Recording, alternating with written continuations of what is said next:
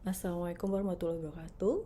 Berjumpa lagi ya dengan mata kuliah metodologi penelitian akuntansi untuk minat riset kuantitatif. Materi kita pada hari ini adalah mengenai analisis faktor dan analisis structural equation model atau SEM. Pada pertemuan yang sebelumnya kita sudah sedikit membahas mengenai SEM pada saat kita membahas mengenai PET analysis menggunakan PLS. Memang betul bahwa PET analysis ini berhubungan begitu ya, berhubungan dengan SEM. Dan kalau kita bicara PET analysis ataupun SEM, ini kita juga ada korelasinya atau ada hubungannya dengan analisis regresi. Nah, materi kita pada hari ini ada dua, yaitu untuk menganalisis faktor, melakukan analisis faktor, dan melakukan uji regresi menggunakan structural equation model atau SEM. Nah, dua materi ini sangat berkaitan ya. Ketika kita bicara analisis faktor, ini juga digunakan pada analisis SEM. Kenapa? Karena analisis faktor ini juga digunakan pada saat kita ingin menganalisis konstruk dari variabel yang ada di SEM. Apa itu konstruk? Konstruk adalah variabel laten yang kemarin kita sudah bahas ya. Variabel laten, di mana variabel laten ini dijelaskan oleh indikatornya. Nah, indikator-indikator inilah yang perlu kita gunakan analisis, yaitu analisis faktor. Apakah betul variabel laten atau konstruk itu tadi dapat dijelaskan dengan baik oleh indikator-indikatornya? Kita menggunakan analisis faktor, yaitu di dalam SEM gitu ya. Jadi dua materi ini berkaitan. Oke, analisis faktor, definisi analisis faktor. Analisis faktor adalah sebuah teknik yang digunakan untuk mencari faktor-faktor yang mampu menjelaskan hubungan atau korelasi antar berbagai indikator independen yang diobservasi. Nah, analisis faktor ini merupakan perluasan dari analisis komponen utama, digunakan untuk mengidentifikasi sejumlah faktor yang relatif kecil yang dapat digunakan untuk menjelaskan sejumlah besar variabel yang saling berhubungan, gitu ya. Nah, jelas seperti yang saya kemukakan tadi bahwa analisis faktor ini adalah alat yang digunakan oleh peneliti untuk memberikan bukti ya, faktor-faktor apakah yang dapat mencerminkan suatu perilaku misalnya atau suatu variabel laten yang diteliti begitu ya. Misalnya tentang motivasi kerja, faktor-faktor apa sajakah yang mempengaruhi motivasi kerja seseorang dari berbagai faktor yang telah disebutkan di teori begitu ya. Nah, misalnya ada 15 faktor, maka kita gunakan analisis faktor itu untuk memilih dalam setting penelitian kita ya, dalam data yang kita peroleh, faktor apa dari 15 itu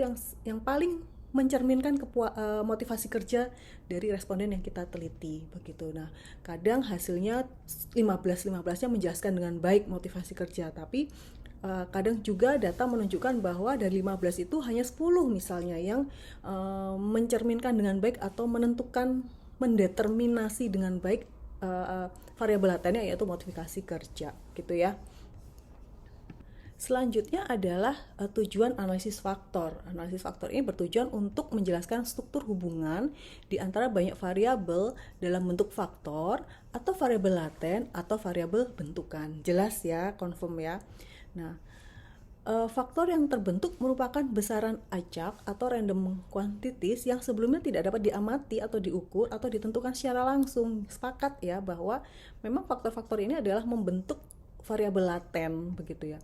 Untuk mereduksi sejumlah variabel asal yang jumlahnya banyak menjadi sebuah variabel baru yang jumlahnya lebih sedikit dari variabel asal, dan variabel baru tersebut dinamakan faktor atau variabel laten atau konstruk atau variabel bentukan gitu. Untuk mengidentifikasi adanya hubungan antar variabel penyusun faktor atau dimensi dengan faktor yang terbentuk dengan penggunaan pengujian koefisien korelasi antar faktor yang komponen pembentuknya. Analisis faktor ini disebut analisis faktor konfirmatory. Untuk menguji validitas dan reliabilitas instrumen dengan analisis faktor konfirmatory. validitas data untuk mengetahui apakah hasil analisis faktor tersebut dapat digeneralisasi ke dalam populasinya sehingga terbentuklah faktor. Maka peneliti sudah mempunyai suatu hipotesis baru berdasarkan hasil analisis tersebut. Maksudnya apa?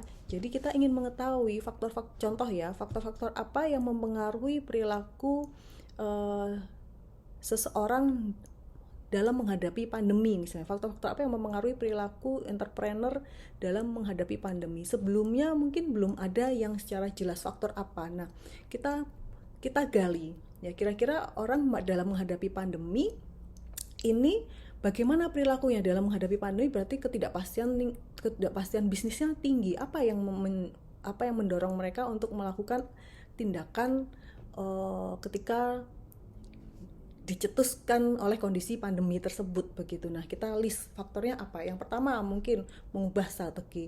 Yang kedua mungkin bertahan. Yang ketiga dan sebagainya. Ya, kita peroleh misalnya 20 faktor, kita mengetes apakah 2 faktor yang kita duga tadi dapat mencerminkan perilaku orang dalam menghadapi pandemi, ya. Maka dari 20 tadi kita buat analisis faktor mana dari 20 itu yang memang berkorelasi tinggi dengan sikap pada saat orang menghadapi pandemi, begitu ya, seperti itu. Jadi faktor-faktor apa yang mempengaruhi seseorang bertindak dalam menghadapi pandemi. Seperti itu ya, itu contoh salah satunya saja. Nah, contoh ibu tadi adalah faktor-faktor yang mempengaruhi seseorang berperilaku ya di masa pandemi. Misalnya ya, kita objeknya adalah entrepreneur atau pengusaha. Tadi 20 faktor ini sebelumnya nggak ada yang meneliti karena sebelumnya belum ada pandemi, misalnya ya, pandemi COVID misalnya. Jika sebelumnya kita tidak dapat ada gambaran, belum ada penelitian atau teori yang menjelaskan ya, seumpamanya yang menjelaskan bagaimana seseorang atau entrepreneur itu berperilaku dalam menghadapi pandemi, maka ini ada alat analisisnya, yaitu analisis komponen utama atau PCA. Ya, analisis komponen utama. Ya, tools atau cara kita dalam menganalisis faktor itu ada 2, analisis komponen utama PCA ya, dan analisis faktor konfirmatori atau CFA. Kapan kita menggunakan analisis faktor eksploratory atau analisis komponen utama? Ya, analisis faktor eksploratory atau analisis komponen utama ini adalah suatu teknis analisis faktor di mana beberapa faktor yang akan terbentuk berupa variabel laten yang belum dapat ditentukan sebelum analisis dilakukan. Seperti contoh saya tadi, faktor-faktor apa sajakah yang mempengaruhi seorang entrepreneur bertindak dalam menghadapi masa pandemi, begitu ya. Nah, ini tergolong ke PCA. Kita list aja gitu ya. Tidak ada teori sebelumnya, tidak ada penelitian sebelumnya tentang hal ini, tapi kita menduga berdasarkan teori plan behavior misalnya ya, teori-teori lain begitu ya. Nah, pada prinsipnya analisis faktor eksploratory di mana terbentuknya faktor-faktor atau variabel laten yang baru adalah bersifat acak ya, yang selanjutnya dapat diinterpretasikan sesuai faktor atau komponen atau konstruk yang terbentuk. Ya. Analisis faktor eksploratory persis sama dengan analisis komponen utama atau principal component analysis.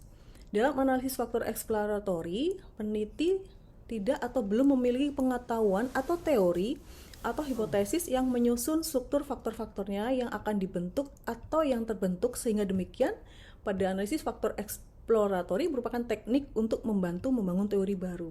Jelas ya bahwa ketika kita ingin menguji faktor-faktor yang mempengaruhi seorang entrepreneur bertindak di dalam menghadapi masa pandemi, kita nggak ada gambaran tentang ini sebelumnya, peneliti terdahulu belum ada yang meneliti secara spesifik tentang ini sebelumnya, maka kita menggunakan analisis faktor eksploratory atau analisis komponen utama ini, begitu. Nah, kemudian yang dilakukan di dalam analisis faktor eksploratory adalah kita reduksi data dari variabel asal atau variabel awal menjadi variabel baru atau faktor yang jumlahnya lebih kecil pada variabel awal. Maka kita masukkan saja kira-kira orang kalau bertindak Kira-kira orang ketika bertindak di kondisi yang sangat tidak pasti, tidak menentu, apa yang dilakukan? Kita list semua faktor-faktornya. Banyak yang kita masukkan. Nah, tujuannya untuk analisis faktor eksploratory adalah kita mereduksi dari 20 kira-kira mana yang betul-betul mencerminkan. Maka kita uji menggunakan alat ini, lalu kita ambil mana yang signifikan. Nah, kita betul-betul dapatkan misalnya dari 20 hanya 5 ekstrimnya, itu bisa saja. Maka 5 ini dapat kita gunakan, kita ajukan bahwa ini loh, orang bertindak dalam masa pandemi adalah melakukan 5 hal ini, dibentuk oleh 5 hal ini gitu ya, seperti itu, 5 faktor ini. Proses analisis tersebut mencoba untuk menemukan hubungan antar variabel baru atau faktor yang terbentuk saling independen sesamanya, sehingga bisa dibuat satu atau beberapa kumpulan variabel laten atau faktor yang lebih sedikit dari jumlah variabel awal yang bebas atau tidak berkorelasi sesamanya. Jadi antar faktor yang terbentuk tidak berkorelasi sesamanya. Begitu ya. Nah, kemudian yang kedua adalah analisis faktor konfirmatori. Kalau tadi eksploratory, ini konfirmatori. Nah, kalau kita lihat dari istilahnya confirm, ya, mengkonfirmasi bahwa analisis ini digunakan untuk mengkonfirmasi apakah faktor-faktor yang kita ambil itu dapat menjelaskan konstruknya, begitu ya, seperti itu. Analisis faktor konfirmatori adalah suatu teknik analisis faktor di mana secara a priori berdasarkan teori dan konsep yang sudah diketahui, dipahami atau ditentukan sebelumnya. Maka dibuatlah sejumlah faktor yang akan dibentuk serta variabel apa saja yang termasuk ke dalam masing-masing faktor yang dibentuk dan sudah pasti tujuannya.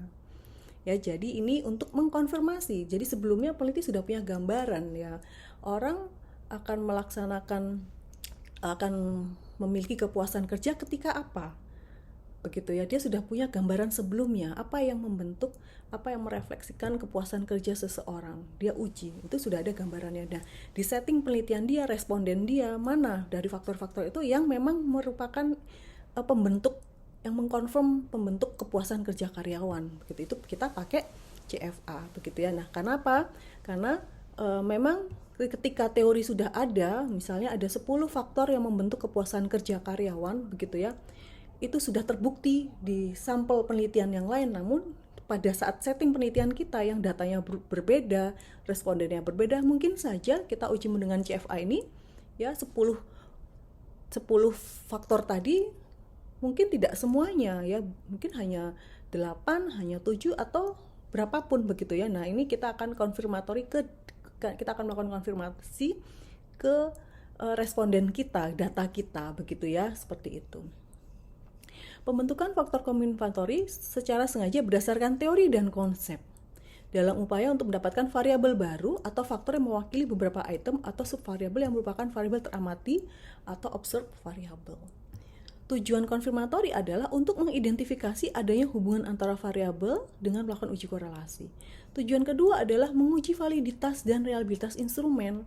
Gitu ya. Dalam pengujian validitas dan reliabilitas instrumen atau kuesioner mendapatkan data penelitian yang valid, reliable dengan analisis faktor konfirmatori. Begitu. Ya, jadi kita ingin mengkonfirm apakah betul memang faktor-faktor yang kita ingin uji itu merupakan pembentuk terbaik ya variabel latennya, begitu ya, seperti itu. Nah, ini adalah proses analisis faktor. Yang pertama kita merumuskan masalah, menyusun matriks kolerasi, ekstraksi faktor, merotasi faktor, menginterpretasikan faktor, membuat faktor skor, dan memilih variabel surrogate atau variabel yang mewakili gitu ya dari faktor-faktor tersebut. Kemudian tentukan summit scale begitu.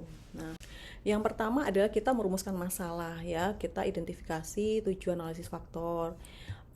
Kemudian variabel yang akan digunakan di dalam analisis faktor harus kita jelaskan ya berdasarkan penelitian sebelumnya, teori atau judgement dari peneliti. Kemudian kita jelaskan bagaimana ukuran variabel, apakah berdasarkan interval atau rasio. Kemudian kita harus menentukan banyaknya sampel ya, sampel itu harus memadai gitu ya, harus cukup dan memadai. Kemudian yang kedua adalah menyusun matriks korelasi. Ya, matriks korelasi itu ingin kita membuat kita membuat matriks gitu ya untuk menganalisis apakah data yang ada itu cukup memenuhi syarat di dalam analisis faktor. Langkah-langkahnya ini, ya kita mencari korelasi matriks antara indikator-indikator yang diobservasi. Ya, seperti kemarin kan kita sudah belajar ya di dalam analisis matriksnya adalah yang sumbu ke kanan itu adalah variabelnya atau konstruk yang ingin diisi, yang sebelah bawah ini adalah indikator-indikatornya, begitu ya. Seperti itu. Nah, kita ingin tahu apakah indikator-indikator ini merupakan memiliki korelasi yang erat dengan variabelnya. Itu tujuannya, begitu ya. Korelasi matriks antar indikator, metode yang pertama adalah memeriksa korelasi matriks. Tingginya korelasi antara indikator mengindikasikan bahwa indikator tersebut dapat dikelompokkan ke dalam sebuah indikator yang bersifat homogen, sehingga setiap indikator dapat membentuk faktor umum atau faktor konstruk. Ketika korelasi yang rendah, maka indikator tersebut tidak bersifat homogen sehingga tidak mampu membentuk faktor konstruk. Jadi yang kita ambil adalah korelasi yang tinggi gitu ya. Kalau korelasi yang tinggi, otomatis faktor tersebut berhubungan dengan variabel yang ingin kita ukur gitu, laten yang ingin kita ukur gitu ya. Korelasi ada dua, yaitu korelasi parsial yang mencari korelasi satu indikator dengan indikator lainnya dengan mengontrol indikator lain. Ya, korelasi parsial ini disebut negative anti-image correlation. Kemudian ada KMO atau Kaiser-Meyer-Olkin. Metode ini paling banyak digunakan ya untuk melihat syarat kecukupan data. Kecukupan data yang dilakukan pada analisis faktor. Metode KMO ini mengukur kecukupan sampling secara menyeluruh dan kecukupan data pada setiap indikator. Ya, jadi kita tetap harus menguji KMO-nya ini.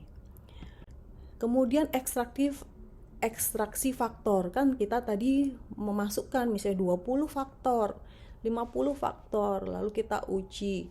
Ya, kita gunakan analisis korelasi. Ya, ketika korelasinya rendah berarti kita harus reduksi faktor-faktor yang nggak berkorelasi dengan variabel konstruknya atau variabel latennya, kita kurangi gitu ya. Itu inti dari ekstraksi faktor. Ya, itu adalah inti dari ekstraksi faktor. Ekstraksi faktor adalah metode yang digunakan untuk mereduksi data dari beberapa indikator untuk menghasilkan faktor yang lebih sedikit yang mampu menjelaskan korelasi antar indikator yang diobservasi.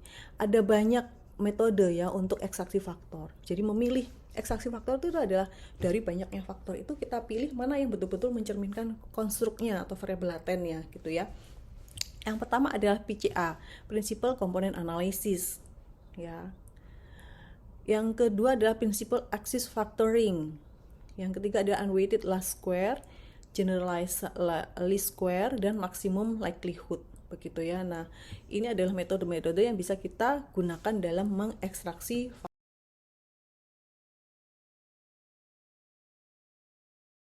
Selanjutnya adalah kita menginterpretasikan faktor ya. Setelah kita mereduksi faktor tersebut ya, kita sudah mengekstraksi faktor, maka kita peroleh faktor yang valid. Nah, kita perlu interpretasi nama-nama faktor, mengingat faktor merupakan sebuah konstruk dan sebuah konstruk menjadi berarti ketika diinterpretasikan. Interpretasi faktor dapat dilakukan dengan mengetahui variabel-variabel yang membentuknya. Interpretasi dapat dilakukan dengan judgment karena sifatnya subjektif. Hasil bisa berbeda jika dilakukan oleh orang yang berbeda. Jadi misalnya tadi perilaku entrepreneur di dalam masa pandemi, kita dapat masukkan 20, ternyata hasilnya adalah 5. Maka kita jelaskan kenapa 5 ini dapat menjelaskan dengan baik perilaku entrepreneur dalam menghadapi pandemi, begitu ya, seperti itu. Ini interpretasinya ya. Satu pemikiran pasti beda ya dengan pemikiran yang lain. Kenapa faktor-faktor itu dapat mewakili perilaku entrepreneur dalam masa pandemi, begitu ya, contoh. Nah, kemudian pembuatan faktor skor. Nah, kita sudah menguji tadi ya faktor-faktor yang membentuk perilaku entrepreneur dalam masa pandemi. Nah, kita bisa membuat skor dari variabelnya yaitu apa tadi? Perilaku masa pandemi. Ya, kita bisa buat variabelnya dengan cara membuat faktor skor. Jadi, analisis faktor tadi sudah dapat 20 menjadi 5. Nah, kemudian 5 ini kita olah lagi sehingga kita dapat nilai variabelnya, yaitu perilaku dalam masa pandemi. Ini akan kita bisa gunakan untuk analisis lanjutan. Ya, misalnya kinerja UMKM ya, kita ingin meneliti mengenai kinerja UMKM dalam masa pandemi. Nah, variabel tadi, perilaku atau karakteristik entrepreneur dalam menghadapi masa pandemi itu menjadi variabel X.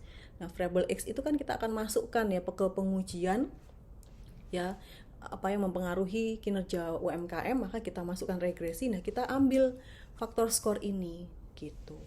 Ya, jadi faktor skor yang dibuat berguna jika dilakukan analisis lanjutan seperti analisis regresi, analisis diskriminan atau lainnya. Paham ya maksudnya ya? Ya, ketika kita ingin menguji misalnya ya, kita menguji pengaruh karakteristik entrepreneur dalam menghadapi masa pandemi, kemudian kita uji juga bagaimana pertumbuhan omset ya, kemudian kita uji juga bagaimana strategi bisnisnya terhadap kinerja UMKM itu Y-nya, maka kita mau tahu kan ya bagaimana nilai masing-masing variabel X1, X2, X3, maka X1 yang khusus untuk laten variabel tadi, karakteristik entrepreneur tadi, kita bisa ambil faktor skornya. Ya, pilih variabel surrogate atau yang mewakili. Apa tadi? Kita sudah menganalisis 20 faktor yang mencerminkan bagaimana perilaku atau karakteristik entrepreneur dalam masa pandemi. Nah, itu tadi variabel surrogate-nya ada kita tentukan karakteristik entrepreneur gitu kan, seperti itu. Nah, diambil dari ada 5 komponen tadi. Komponen itu adalah variabel X1, X2, X3. Nah, maka kita ambil nilai faktor skor itu, nanti akan kita setelah dapat faktor skor itu kita akan regreskan ke model yang ada yang Y-nya tadi adalah kinerja keuangan UMKM begitu ya, seperti itu. Variabel surrogate adalah suatu variabel yang dapat mewakili satu faktor. Misal faktor 1 terdiri variabel X1, X2, X3.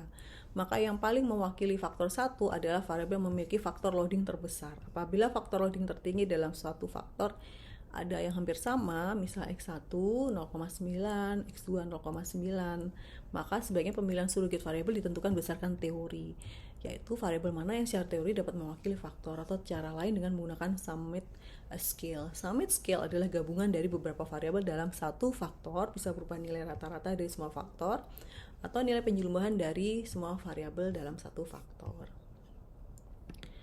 Nah, ini contoh model analisis faktor. Kita ingin mengetahui ya X ini dibentuk oleh variabel faktor 1, faktor 2, faktor 3, dan faktor ke M begitu ya. X adalah variabel baku ke I ya. A ini adalah koefisien regresi majemuk, F adalah faktor biasa, V ini adalah koefisien regresi yang dibakukan pada variabel I, UI adalah faktor unik dari variabel, M adalah faktor biasa. M adalah banyaknya faktor.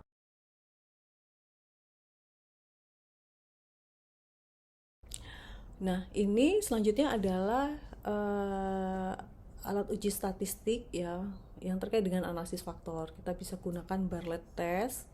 Ini adalah uji yang digunakan untuk menguji hipotesis bahwa variabel yang saling berkorelasi dalam populasi. Matriks korelasi populasi merupakan matriks identitas setiap variabel berkorelasi secara sempurna dengan dirinya sendiri jika R itu sama dengan 1 dan tidak berkorelasi dengan yang lain jika R sama dengan 0. Ini kita analisis ketika kita membuat matriks korelasi tadi ya. Maka kita akan ambil kesimpulan ketika R-nya 1, maka setiap variabel berkorelasi dengan sempurna ketika dia berkorelasi dengan dirinya sendiri. Kalau tidak berkorelasi adalah R0. Maka kalau korelasi, maka yang nilai yang terbaik adalah 0, di atas 0,5 ya, 0,7. Kalau 1 ini berarti korelasinya sempurna, dia memang berkorelasi dengan dirinya sendiri gitu ya. Yang kedua adalah faktor loading atau loading faktor. Ini adalah korelasi sederhana antara variabel-variabel dengan faktornya atau antara variabel baru dengan variabel yang diwakilinya. Ini kita udah bahas kemarin, loading faktor pada saat kita PET analysis dengan menganalisis outer model. Ya, ini sama. Ya, jadi apakah indikator tersebut menjelaskan dengan baik variabel latennya itu dilihat dari faktor loading, yaitu di gambar yang di tengah tadi ya kemarin ya, nilai yang ada di tengah garis antara variabel. Nilai yang ada di tengah gitu ya kemarin itu, ini ada variabel latennya, ini adalah variabel indikatornya. Nah, loading factor adalah koefisien yang ada di tengah-tengah ini.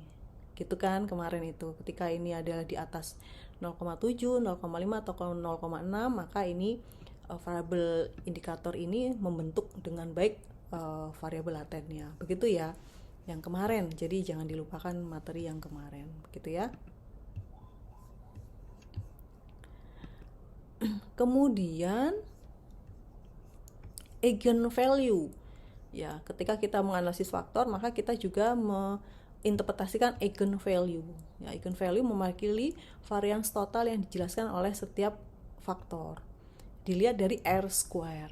Nah, kalau eigenvalue ini equal to R square, berapa persen varian dari sejumlah varian yang dapat dijelaskan dengan faktor. Misalnya variabel 1 memiliki hubungan kuat dengan faktor 1.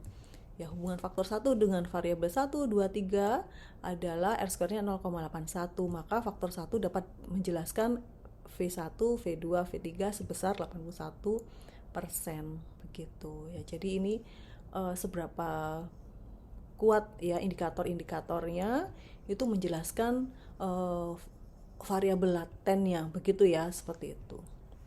Rotasi memutar faktor yang ada agar memudahkan interpretasi. Kemudian komponen matriks untuk melihat variabel-variabel mana yang masuk ke dalam komponen 1 dan 2. KMO, ya, KMO ini menentukan apakah variabel-variabel yang kita uji dapat dianalisis atau tidak. Jika di bawah 0,5 maka variabel tersebut nggak bisa kita analisis. Ya, ketika nilainya tinggi 0,5 sampai 1, nah analisis faktornya telah cukup. Ketika di bawah 0,5 maka analisis faktornya tidak cukup. Nah, ini untuk melihat KMO ini untuk melihat bahwa memang faktor tersebut dapat menjelaskan variabel latennya dengan baik itu ketika nilainya di atas 0,5 begitu ya. Anti image matrix, cara melihat secara diagonal ke bawah atau ke atas dengan nilai anti image-nya kurang dari 0,5. Maka variabel harus dibuang, maka prosesnya tidak harus diulang, dibuang satu persatu hingga tidak ada nilai di bawah 0,5. Ini secara ringkasnya ya, ini hanya kita analisis ketika kita menggunakan analisis faktor. Nah, contohnya ini tadi, ini adalah variabel latennya adalah environmental COG, ini environmental effect gitu ya. Environmental COG ini dijelaskan dengan baik oleh variabel indikatornya, yaitu evaluation, desire, envy, depress, anxious gitu. Ini contoh saja ya. Nah, kita lihat loading faktornya. Ketika ini hasilnya lebih dari 0,7 maka menjelaskan dengan baik variabel latennya. Begitu ya. Seperti itu. Nah, sekarang kita beralih ke structural equation model. Ya, SEM ini sebenarnya kemarin kita udah bahas ya pada saat membahas mengenai PLS. SEM ini adalah penggabungan antara dua konsep statistik, yaitu konsep analisis faktor yang masuk ke dalam model pengukuran, dan model pengukuran ini menjelaskan hubungan antara variabel dengan indikatornya, dan konsep regresi melalui model struktural. Nah, model struktural menjelaskan hubungan antara variabel. Nah, ini kalau di dalam PLS kemarin adalah yang pertama, analisis faktor ini yang menjelaskan variabel dan indikatornya adalah outer model gitu. Kalau yang konsep regresi melalui model struktural adalah inner model gitu, yang hipotesis yang akan kita uji. Itu saja sih intinya ya. Jadi kalau yang pertama ya, yang ini adalah bagaimana hubungan variabel dan indikatornya ya, begini ya, ini kan banyak ya gitu. Nah, kalau yang kedua ini konsep regresi. Nah, ini nanti berhubungan dengan variabel lainnya yang akan diukur begitu. Misalnya ini ada lagi misalnya ya, seperti itu. Nah, inner outer model. Masih ingat ya inner outer model? Nah, ini adalah hipotesis yang akan kita uji, yaitu ini adalah konsep regresi. Regresinya adalah model struktural ya, bagaimana pengaruh X1 dan X2 terhadap Y misalnya, seperti itu. X1, X2, X2 ini adalah variabel laten, ini Y gitu ya. Nah, ini punya indikator sendiri di situ. Ini punya indikator sendiri masing-masing, begitu kan ya. Nah, seperti ini. Jadi inner outer ini adalah SEM gitu ya. Konsep analisis faktor yang ini outernya, kemudian konsep regresi yang innernya gitu ya. Nah, jenis variabel dalam SEM ada variabel eksogen, yaitu variabel yang mempengaruhi variabel lain, disebut juga variabel independen. Variabel endogen adalah variabel yang dipengaruhi oleh variabel lain yang disebut dengan variabel dependen. Lalu ada konstruk laten atau variabel laten, yaitu variabel yang tidak terukur secara langsung dan memerlukan beberapa indikator. Jadi ini sama ya, tidak asing karena kita kemarin udah bahas. Indikator atau variabel observe ada variabel yang nilainya dapat diukur secara langsung. Jadi indikator ini untuk mengukur variabel laten atau konstruk laten. Ya, indikator itu ada dua, indikator reflektif dan indikator formatif, begitu ya, kita kemarin udah bahas. Indikator reflektif indikator ini dianggap dapat dipengaruhi atau merefleksikan konstruk laten. Cara mengujinya, alatnya, statistiknya bisa pakai Riesel, Amos, EQS, begitu ya. Kemudian analisis indikator formatif adalah indikator yang mempengaruhi konstruk laten, dapat dianalisis menggunakan PLS. Nah, Smart PLS adalah program SEM yang dapat menggunakan metode ini. Gitu ya. Nah, kalau kita ulang kembali, indikator reflektif dan formatif adalah seperti ini. Ini konstruk latennya. Ya, kalau reflektif dia dicerminkan oleh ini. Kalau formatif adalah indikator-indikator ini membentuk konstruk latennya. Ini jangan dilupakan begitu. Kemudian PET diagram atau diagram jalur, itu hubungan antar variabel yang akan kita uji. Ya, hubungan antar. Kemudian model SEM, ya, model SEM ini ada banyak ya. Kita bisa menggunakan model SEM itu dengan confirmatory factor analysis. Model ini murni berisikan model pengukuran ya. Jadi kita sudah punya dugaan ya.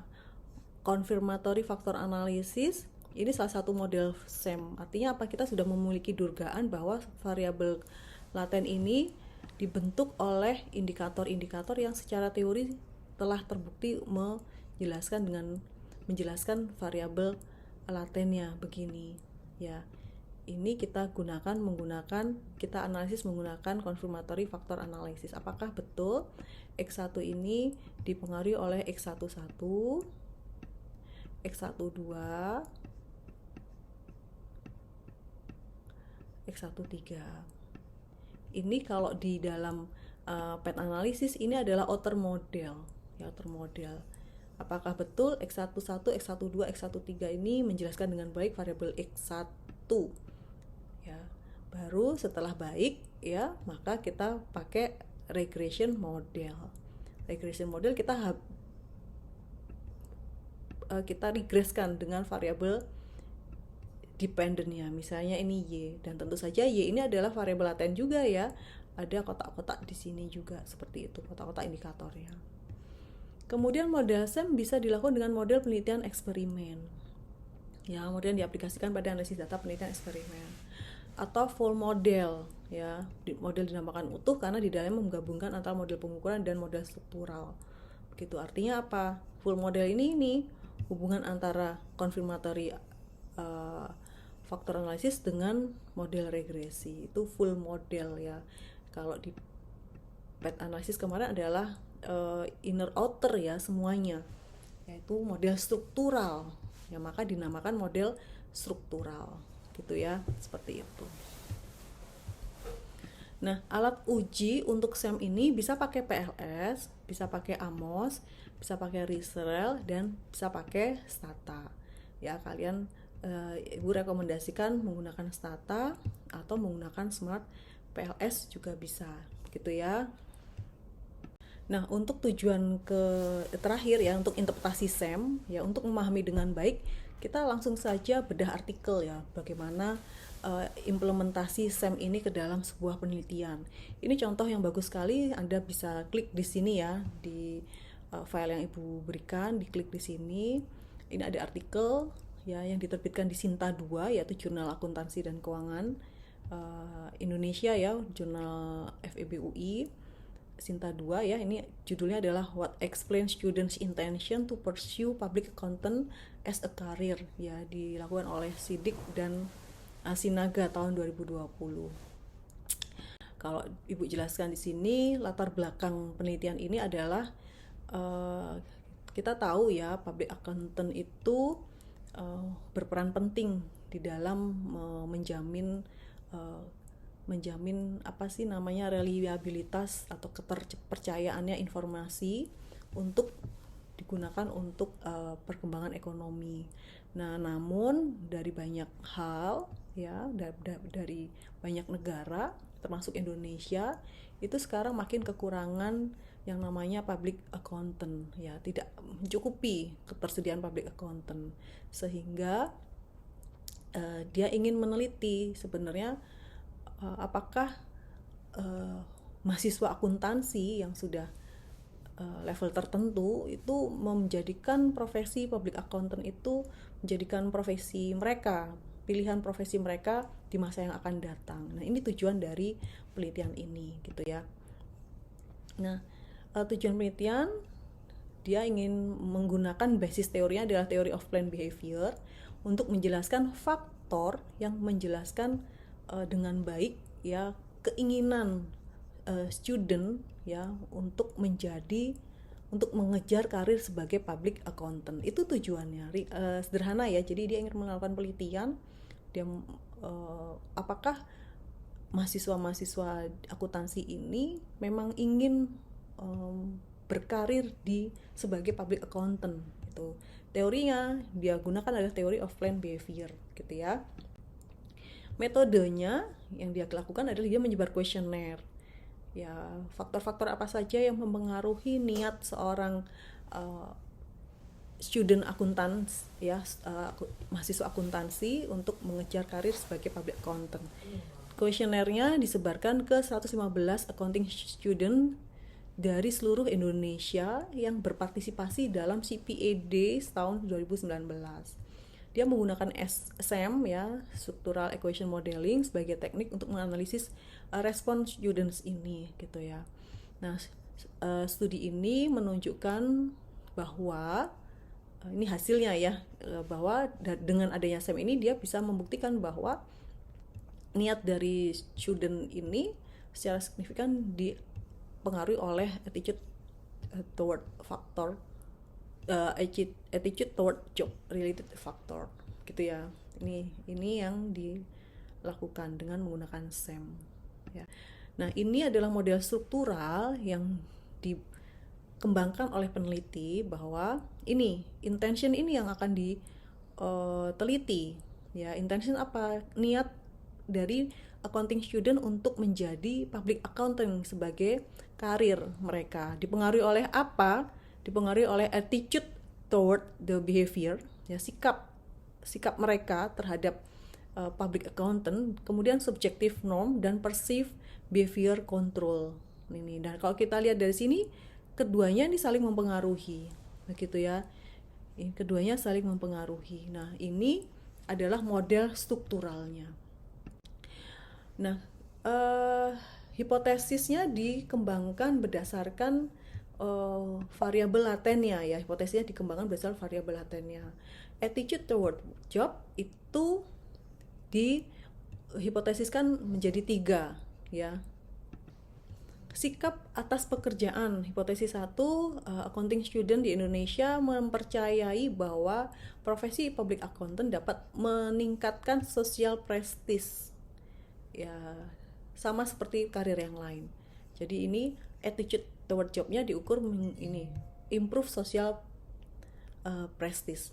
Yang kedua, Indonesian accounting student meyakini bahwa profesi public accountant dapat mengimprove earning mereka, potensi pendapatan mereka tinggi gitu ya. Yang ketiga, Indonesia mahasiswa mahasiswa akuntansi ya di Indonesia mempersepsikan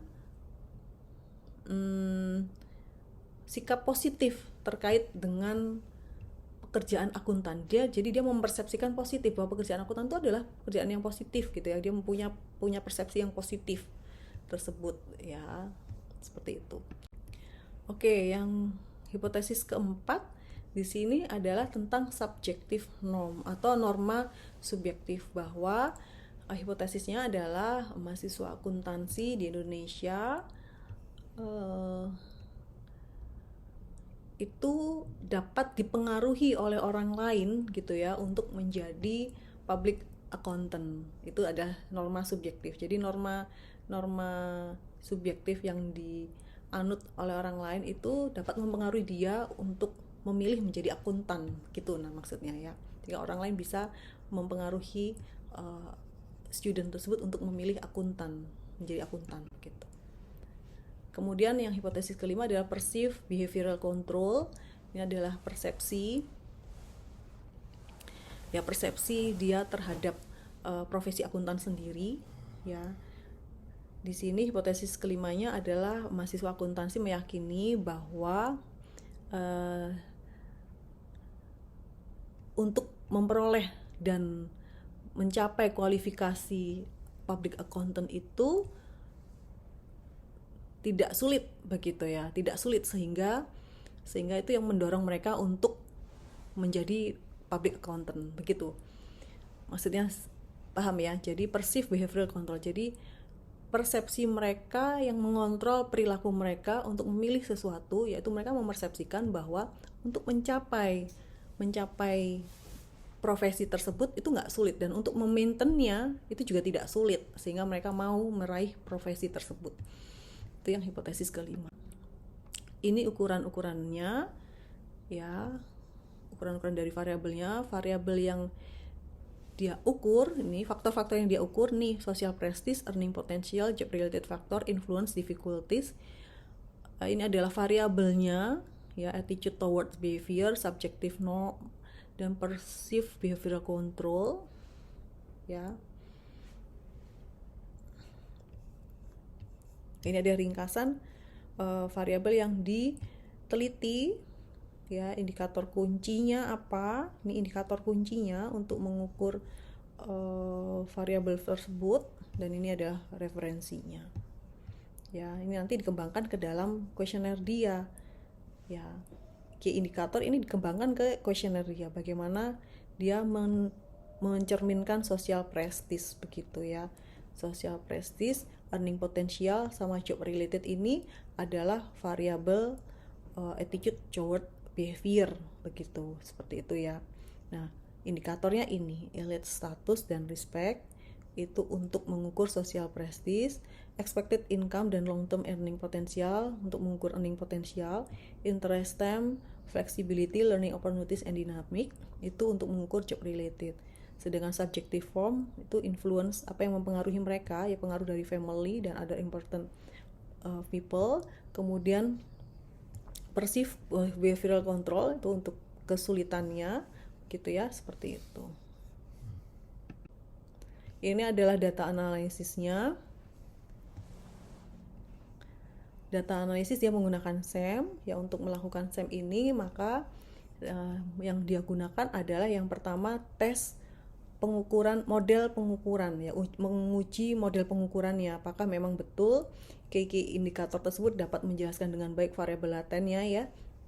Maka dia pakai CFA.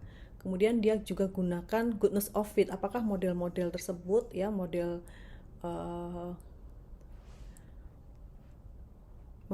tersebut ya dapat merupakan model terbaik begitu ya. Ada 3, p-value atau chi-square, dan CFI ya, RMCA ya, dan standardized root mean square, RMCA gitu ya. Nah, ini untuk goodness fit model ya, model SEM yang dibentuk tadi itu baik dapat lanjut ketika angka-angkanya ini, chi-square-nya lebih besar dari 0,05, CFI-nya lebih besar dari 0,9, RMCA itu antara sekian, SRMR adalah sekian gitu ya. Ini caranya ketika di run hasilnya memenuhi, bagi itu baik, modelnya bisa kita teliti. Modelnya apa? Yaitu tadi komponen attitude toward job, subjective norm, dan perceived behavior itu dapat menjelaskan dengan baik intention student untuk menjadi public accountant. Hasilnya ini yang pertama dilakukan adalah membuat deskriptif statistik. Ya, deskriptif statistik di sini. Ya, dia menjelaskan dulu respondennya, ya, dijelaskan, ya, dimaknai, ya, dijelaskan. Kemudian tabel 4 ini hasil dari masing-masing kuesioner, dia jelaskan, ya, ini cara membuat deskripsi statistiknya. Ya, untuk student intention, ini variabel Y-nya hanya ada satu variabel, ya, satu pertanyaan. Kemudian untuk social prestige ada 2 pertanyaan, earning potensial ada 2 pertanyaan, job related ada 4 pernyataan. Kemudian influence tadi subjective norm ada 2, difficulties yaitu juga apa tadi, perceive control ya, behavior, apakah sulit ya mencapai CPA dan memaintain, ya seperti itu. Ini ada 5. Jadi ini hasilnya. Ya, ini dari kuesioner yang disebar. Kemudian yang dilakukan adalah ini goodness of fit, apakah pengukurannya bagus untuk menilai apakah kuesionernya berhasil mengukur, begitu ya. Apakah pertanyaan-pertanyaan dalam kuesioner itu berhasil mengukur variabel-variabelnya. Variabel-variabel tadi kan ada 3 ya secara besar tadi ya, attitude, subjective norm, dan perceived behavior control. Nah, masing-masing ini kan dijelaskan masing-masing ya. Untuk yang intention hanya ada 1 pengukurannya ya. Kemudian subjective norm juga hanya 1, perceived tadi ada 5. Kemudian attitude toward job tadi ada 3. Social prestige tadi ya, earnings, terus apa tadi ya, itu ya. Nah, ketika dilihat ya, nih ini job related factor ada 4 ukuran, difficulties ada 5. Nah, yang lain karena ini adalah CFA, jadi CFA itu mengukur ketika variabel latennya dipengaruhi atau dibentuk oleh banyak variabel indikator, banyak indikator begitu ya. Jadi ini untuk mengukur model, atau kalau di dalam PET analysis adalah outer model. Kalau di dalam PET analysis ada outer model. Apakah model pengukuran variabelnya itu valid atau good, bagus begitu ya. Nah, kita gunakan confirmatory factor analysis ketika satu variabel laten itu diukur oleh banyak indikator ya, seperti job related factor kan ada 4, difficulties juga ada 5. Nah, itu digunakan caranya menggunakan CFA. Kalau yang indikatornya hanya 1 nggak perlu pakai CFA gitu ya. Kalau indikatornya hanya 1 tidak perlu pakai CFA. Seperti tadi ya, kan masing-masing ada begitu. Ini apa hasilnya ya. Job related factor ada 4 ya, 4 indikator. Number in parenthesis is the number of indicators for each contract. Difficulties 5. Begitu ya. Ini adalah hasil pengukuran goodness of fit ya, indeks goodness of fit untuk ukuran yang memiliki indikator lebih dari 1. Ini pakai CFA. Ya, ternyata kalau pakai CFA ternyata dia PES ya, memenuhi. Ada beberapa yang PES memenuhi. Gitu ya. Kita ambil berarti ini memenuhi. Kalau yang variabel lainnya tidak usah menggunakan CFA. Kemudian ini untuk menganalisis struktural modelnya, simultan struktural model, yaitu apa? Hubungan antar variabelnya. Ini kalau di PET analysis adalah inner model. Kalau yang tadi variable measurement model itu adalah outer model ya, kalau kita ingin menganalogikan ya. Nah, kalau ini adalah struktural modelnya, yaitu model yang dihipotesiskan ya, model hipotesis yang inner modelnya begitu ya, hubungan antar variabelnya. Begitu. Ini ternyata X1, X2, X3-nya tadi ya, X1 itu attitude toward job, kemudian subjective norms, dan yang ketiga adalah perceived behavioral control.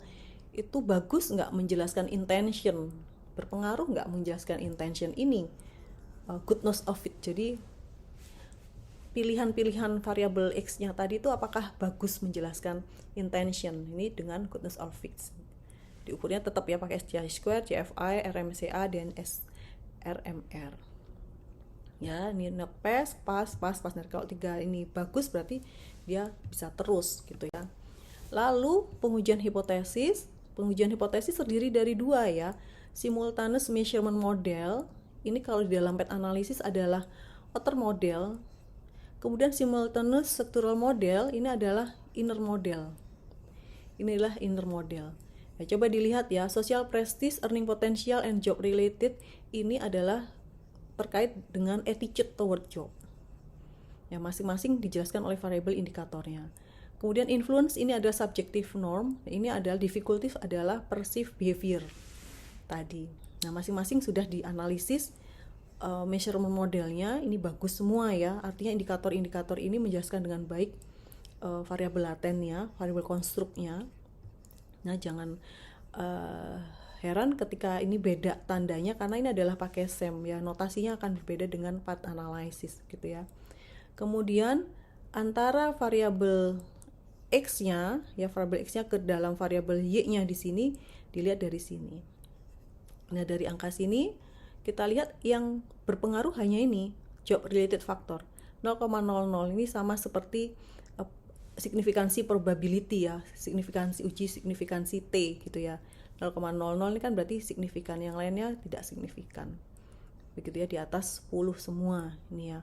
Kalau ini ada di atas di bawah 0,05, berarti yang signifikan adalah yang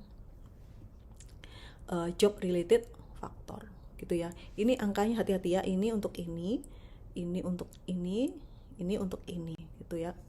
Seperti itu. Jadi ini adalah pembahasannya. Jadi jelas bahwa dari gambar 2 tadi job related factor adalah signifikan. Ya, hipotesis berapa tadi? Hipotesis 3 ya, hipotesis 3. Ini ada diskusinya, kalian bisa membaca ya sendiri dari hasil tabel tersebut. Jadi confirm bahwa hipotesis 3 didukung oleh data. Ya, tadi yang 0,00 tadi ya adalah job related factor. Nah, yang lainnya hipotesis 1, 2, 4, dan 5 tidak signifikan. Itu mungkin materi kita tentang analisis faktor dan analisis structural equation modeling ya. Semoga Anda dapat memahami dengan baik. Demikian Ibu akhiri. Wassalamualaikum warahmatullahi wabarakatuh.